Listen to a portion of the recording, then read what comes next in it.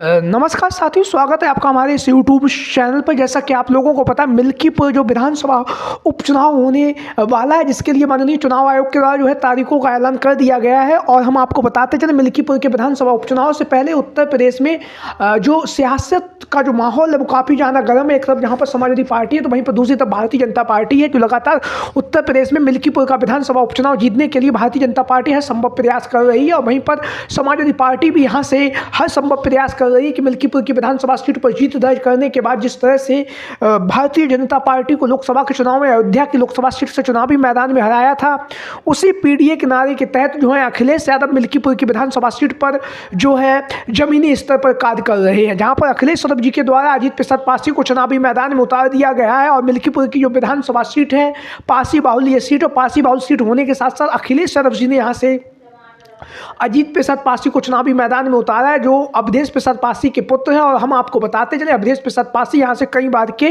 विधायक भी रह चुके हैं। मिल्कीपुर की जो विधानसभा सीट है, यहाँ पर पासी मतदाताओं में अच्छी खासी जो पकड़ है वो अवधेश प्रसाद पासी की यहाँ पर रही है। वहीं पर हम आपको बताते चले, यहाँ पर अजीत प्रसाद पासी धुआंधार तरीके से चुनाव प्रचार कर रहे हैं, अवधेश प्रसाद पासी भी यहाँ से धुआंधार तरीके से चुनाव प्रचार कर रहे हैं। लेकिन भारतीय जनता पार्टी की तरफ से यहाँ से जो है प्रत्याशी के नाम का ऐलान कर दिया गया है, जहाँ पर भारतीय जनता पार्टी की तरफ से तमाम दिग्गज नेताओं के नाम यहाँ पर चर्चाओं में बने हुए थे। उनमें से एक नाम था बाबा गोरखनाथ। बाबा गोरखनाथ यहाँ से पूर्व में विधायक रह चुके हैं। 2017 के चुनाव में उन्होंने भारतीय जनता पार्टी की तरफ से चुनावी मैदान में उतरे थे और उन्होंने जो है अवधेश प्रसाद पासी को 2017 के चुनाव में लगभग 27 से 28 हज़ार वोटों से चुनावी मैदान में हराया था।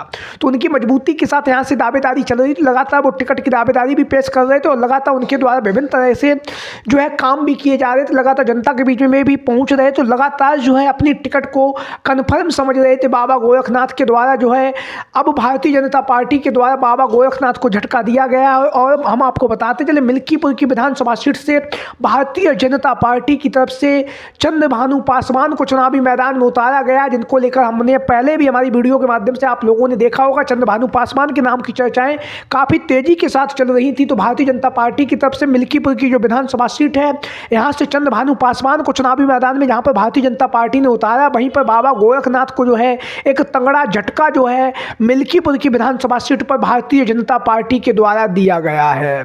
क्योंकि बाबा गोरखनाथ यहाँ से सबसे प्रबल दावेदार थे। एक सर्वे भी हुआ था, उस सर्वे में भी बाबा गोरखनाथ की जो लोकप्रियता है वो साफ तौर से दिखाई दे रही थी। जनता लगातार बाबा गोरखनाथ को यहाँ से चुनावी मैदान में मांग कर रही थी, लगातार बाबा गोरखनाथ जो है धुआंधार तरीके से चुनाव प्रचार भी कर रहे थे। लेकिन भारतीय जनता पार्टी की तरफ से चंद्रभानु पासवान को चुनावी मैदान में उतार कर कहीं ना कहीं अपने जो है कार्यकर्ताओं के अंदर एक नया जोश और उत्साह भरा है भारतीय जनता पार्टी के द्वारा।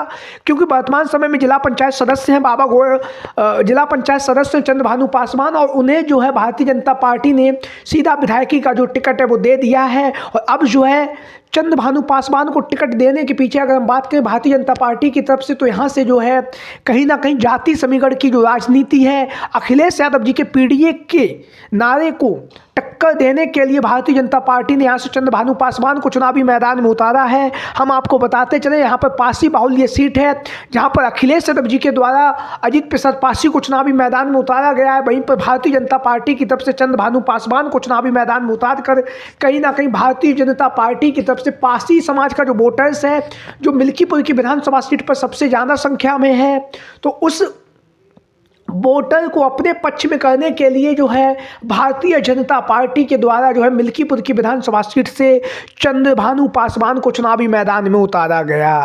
अब जब चंद्रभानु पासवान चुनावी मैदान में उतर चुके हैं भारतीय जनता पार्टी की तरफ से, समाजवादी पार्टी की तरफ से अगर हम बात करें, अजीत प्रसाद पासी चुनावी मैदान में है, तो कहीं ना कहीं मिल्कीपुर का जो विधानसभा उपचुनाव है यह पासी मतदाताओं के ऊपर अब निर्भर हो चुका है।